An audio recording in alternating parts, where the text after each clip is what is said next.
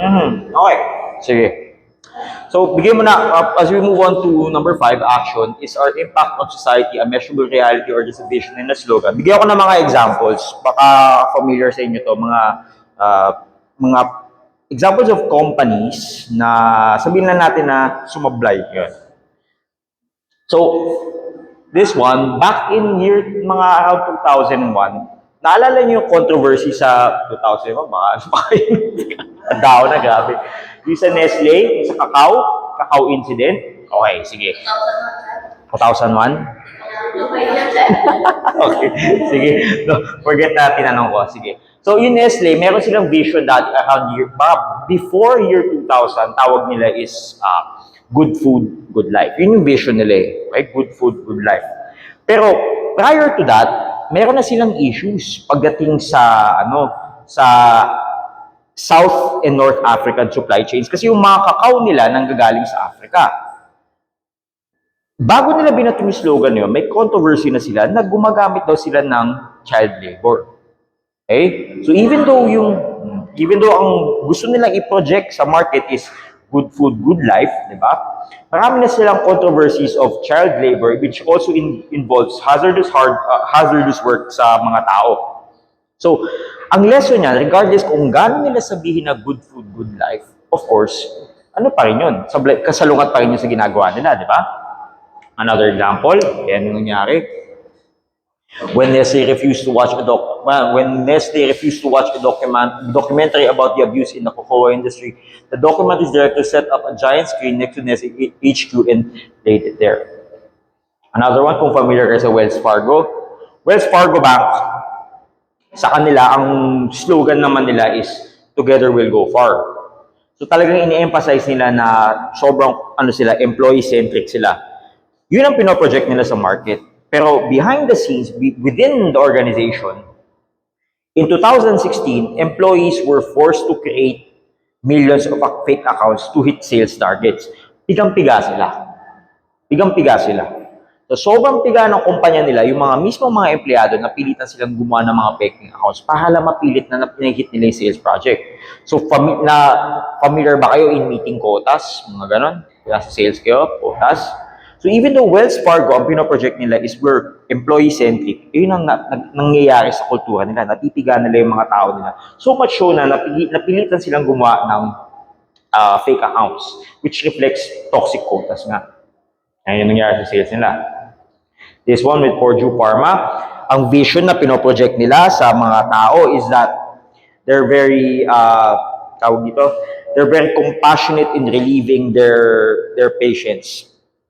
Purdue Pharma was an organization that wants to relieve pain. Nagpuproduce sila ng mga medications na parang pain reliever. Okay? So, yun ang pinoproject nila. Unbeknownst sa mga tao, yung binibigay pala nilang mga gamot ay may opioids. May droga. May droga. Okay, so sabog sila sa ganun na naman. So, ang point naman dun is, even though that's that's what they're trying to project, behind the scenes, it's profit disguised as service malpractice. Yan siya. Last one is British Petroleum, right? Ang goal ng British Petroleum is gusto nila mag-move from using gas to renewable energy. So again, yan ang pinoproject nila. Ito vision natin. Lilipat na tayo sa renewable source of energy. Pero again, hindi rin alam ng mga tao na behind those scenes, 97% ng budget nila napupunta pa rin sa gasolina. Case in point sa lahat ng mga sinasabi ko is that all these organizations, ay gaano kaganda yung sinasabi nila sa market, alam ng tao within the organization na hindi. Walk the talk the walk. No. Okay? So all these organizations, as you could observe, bumaba sila. Talaga nagkamit sila. Right? Yun ang common denominator nun. Yan, vision was beautiful. Maganda yung mga slogan nila na binabato. Pero, hindi siya measurable. Right? Puro salita lang sa madaling salita. So governance without measure is just marketing. So how do we ensure that our impact is measurable reality rather than a vision or slogan? They miss the entire point of measuring their walk the talk. Kumbaga hanggang salita lang yung mga organizations na to. Okay, regardless of what they're trying to say. So how do we measure? As mentioned dito, how do we measure na ang mga sinasabi natin within our slogans are something that we're trying to do nga? Yan. We try to apply social audit. So what is social audit? It's measuring walk the talk and it's measuring the talk the walk and walk the talk. So, madaling salita, social audit is having someone in your organization that looks at the metrics. Kunyari, may korporasyon ka, may mga bago kang slogan, may mga bago kang goals. Without someone looking at the numbers, salita lang yun. Ito problema. Pag ang nagbibilang ay taga sa'yo din, tauhan mo din, ano yung chances na pwede maging bias. So doing social audit in terms of making sure that may social impact ang ginagawa mo is implementing someone outside your organization, a third party, an auditor, a consultant, to make sure na tama yung ginagawa mo in a sense na tumatama ka ba sa sinasabi mo. You know, an independent third-party inspection of social performance happens. The results, it replaces vague adjectives. So kaysa sabihin mo lang na eco-friendly tayo, may mga hard facts, may mga numbers na pinuproduce. It depends upon the goal na ini-implement mo. The action, if the audit reveals a gap, kunyari na lang sa Nestle, right? The company is legal or ethically required to report it to the stakeholders. So these are one of the many things para makasigurado tayo lahat ng sinasabi natin ay ginagawa natin. Another one, performance indicators. Familiar kayo with KPIs?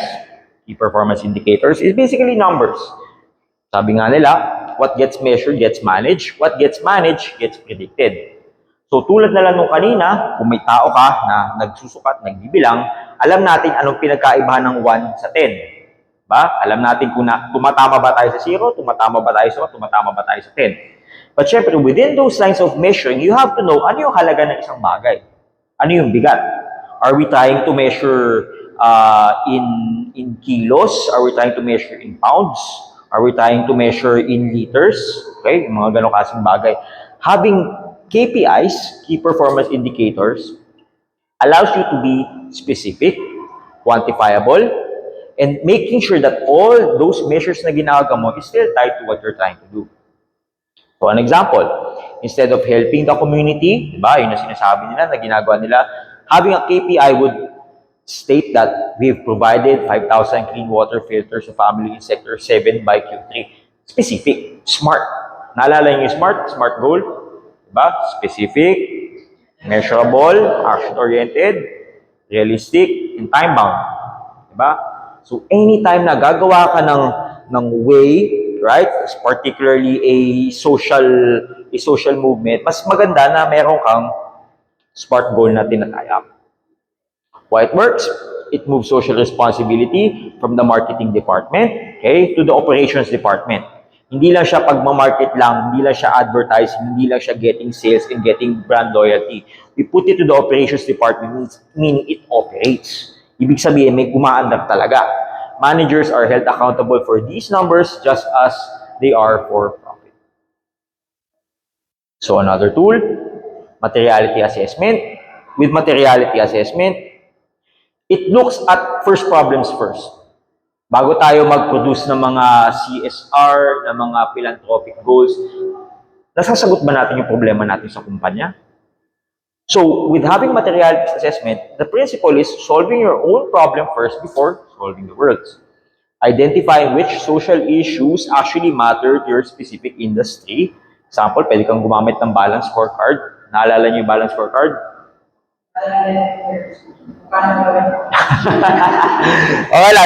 Alam ko na marami akong binabatong information sa topic naman natin. Kasi as I mentioned, GGSR, hindi lang to isang buong kurso eh. Isang buong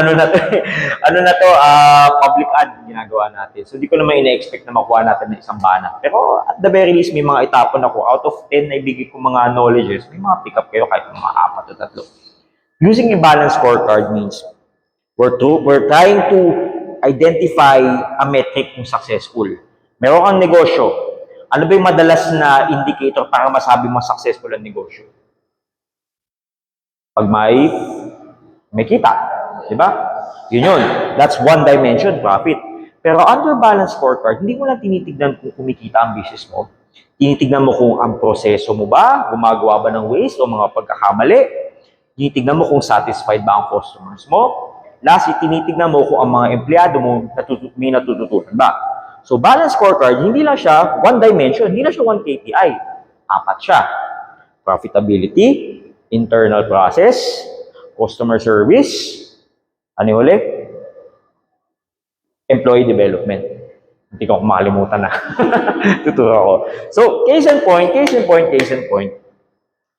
Ano, wala tuloy ako sa isa. Case in point is, if you want to implement a program, a philanthropic program, a charity work, ika nga, CSR, diba naalala niyo yung CSR? Na hindi lang siya slogan, hindi lang siya marketing. We make sure that what we're trying to say is actually what is becoming. Yung sinasabi natin, nangyayari. Okay? And how do we do that? We make sure that we have KPIs, ba? We make sure that we're solving problems. We're solving first problems, materiality assessment, di ba? And we make sure that we have a good metric that tells us, is it working? May direction mang pinupuntahan. And those could be from balance scorecard, profitability, internal process, customer service, or employee development. Okay? Yan the results. It prevents distraction projects. Kumbaga, sinosolve mo muna yung problema talaga ng kumpanya mo kaysa maano ka pa sa ibang bagay. The lesson, it forces a company to fix its own mess before trying to save the world. And last one, last tool, corporate social responsibility. Yan, naalala niya, CSR, di ba?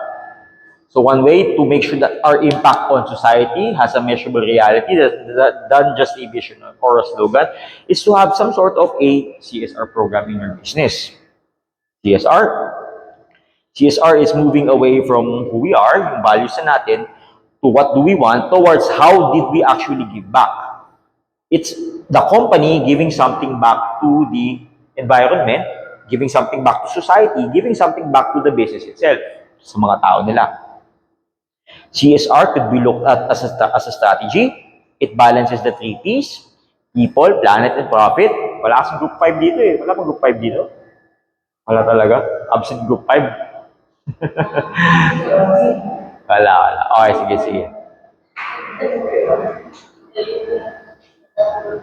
Hindi nyo na maalala grouping nyo.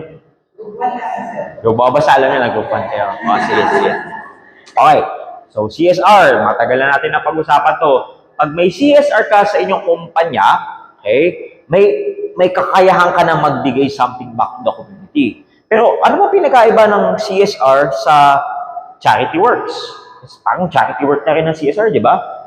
CSR is a strategy. Hindi lang siya one-time, big-time na lika, magpakain tayo, magbigay tayo ng ganun. CSR makes sure that you have a program na sustainable, ibig sabihin hindi siya one-time, big-time, isa nga may departamento pa that looks at your company, how is it providing to the people, hindi lang yung mga empleyado mo, sa pinakamalapit na paligid, sa barangay, sa community, the planet, are we producing waste, are we trying to be sustainable, are we reducing our carbon footprint, and of course, profit. Kita pa rin ang importante. Kung for profit ka, even yung mga ganyang klase mong actions, yung mga donation mo, ang bottom line pa rin yan is your company always has to make profit. Kasi obligasyon mo yun eh. Sir, totoo ba na tax exemption yun? Meron. Meron yan. Correct me if I'm wrong na lang, pero you do your research. If a company produces yung mga ganyang klase, a CSR department, nakaka-cut off sila in certain taxes. Siyempre, as you would learn later, dyan pumapasok yung greenwashing, kung familiar kayo with greenwashing, yung mag-aano na lang, kunyari may CSR, pero may mga nira-write off sila. Pero then again, may mga ano talaga, legit na CSR programs talaga na nakakatulong sa organization. So, the strategy of CSR, hindi lang siya one-time, big-time na parang charity work, pakain tayo ng sopas, gano'n lang naman. It balances the 3 Ps, remember this people, planet, and profit. Okay?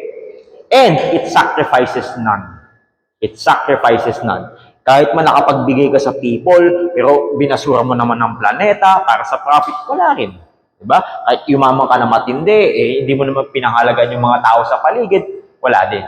So having this department, CSR, make sure na balanse yung 3Ps. Ano yung 3Ps?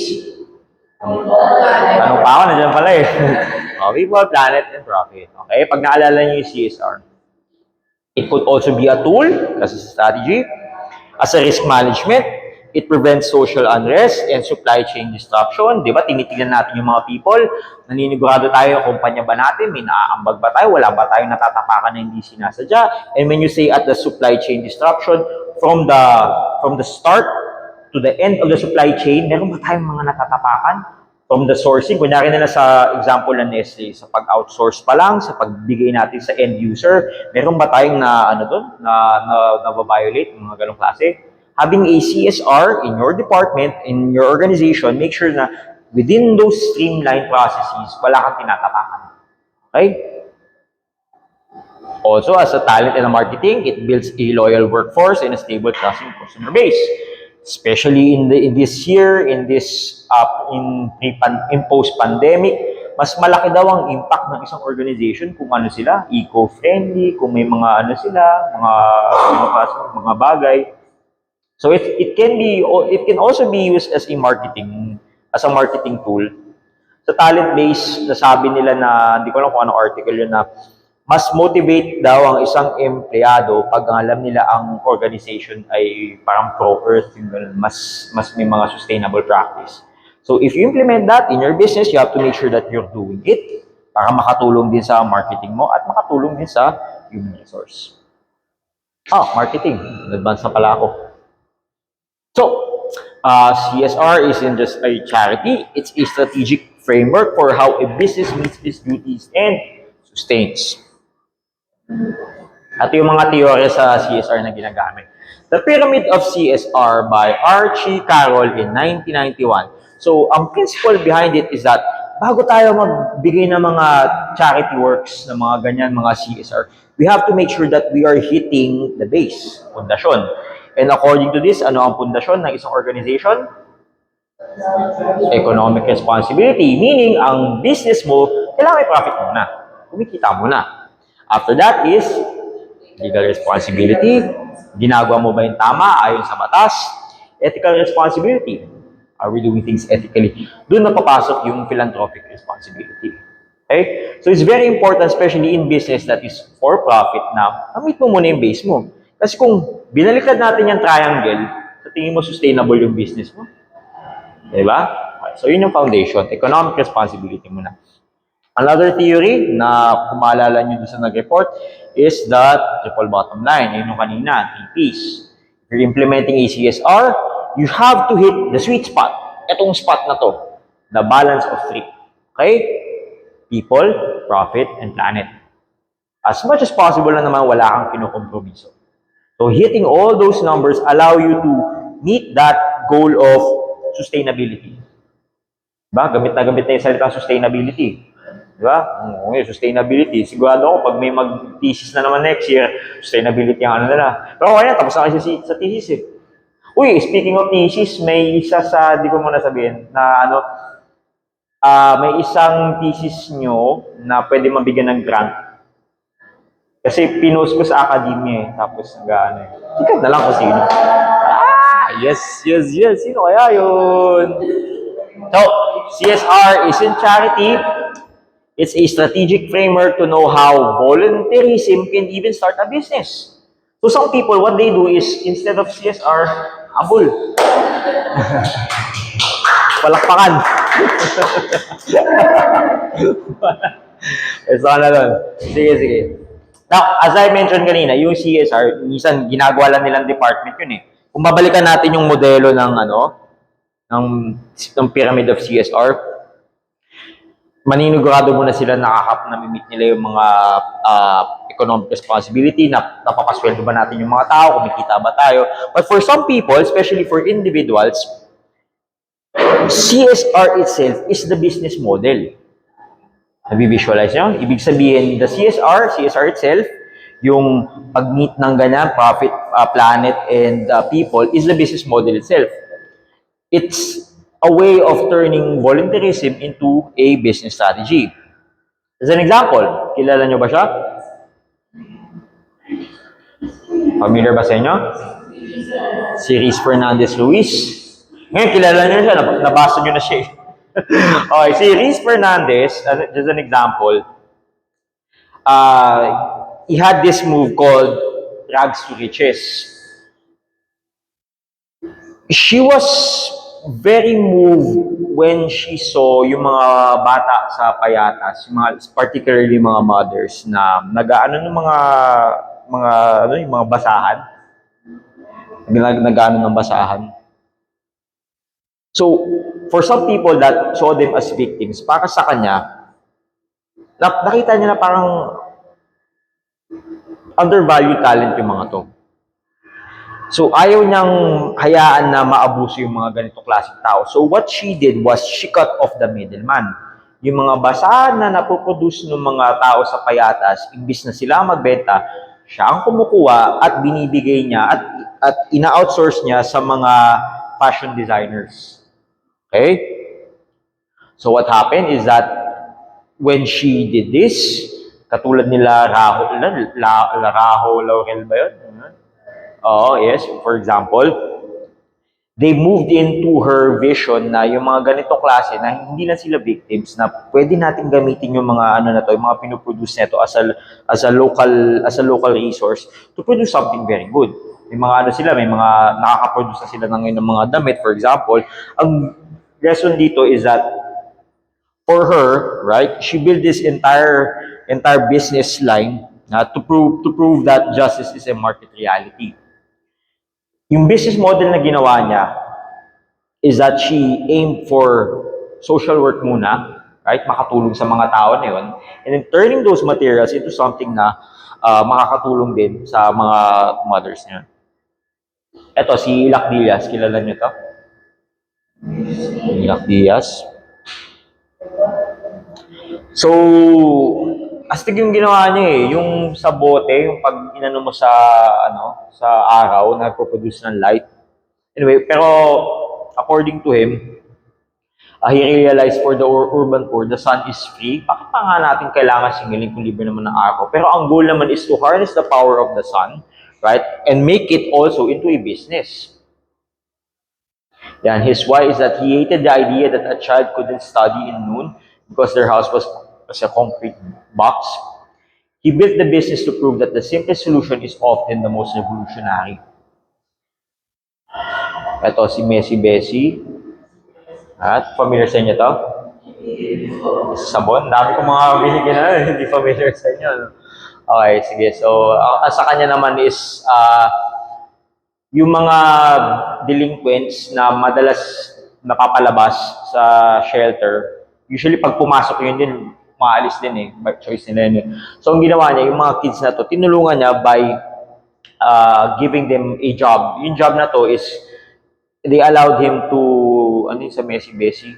Sabon. Sa sabon to eh. Sa mga cleaning products. She built the business to prove that the workplace can be a sanctuary. Last one, si Efren Peña Florida. Ito, kilala niyo to? Hindi rin. Naam ko. Buti lang, hindi ako nagpa-quiz. Sige. Nahirapan ako i-explain eh. Pero anyway, si Efren Peña Florida, yung Carleton Classroom, nanalo siya sa CNN noong 2009. Diba? So, ginawa niya, nanghingi siya ng mga libreng libro, tapos nilagay niya sa isang kariton, wherein he moved to different places and nagtuturo siya. Pero hindi lang siya gumawa nun. In-involve niya yung local government, yung mga NGOs, ba, na padamihin yung ganitong klaseng model. Na sobrang naging successful ng model niya na yung classroom, imbis na yung mga tao pupunta sa classroom, yung classroom na lang pupunta sa mga areas, inadapt dito ng Kenya, ng Indonesia, and other countries. So, nanalo siya noong 2009 sa CNN Hero of the Year Award. Yan. So, he transformed a scavenger's tool into a global model for alternative learning system. Okay?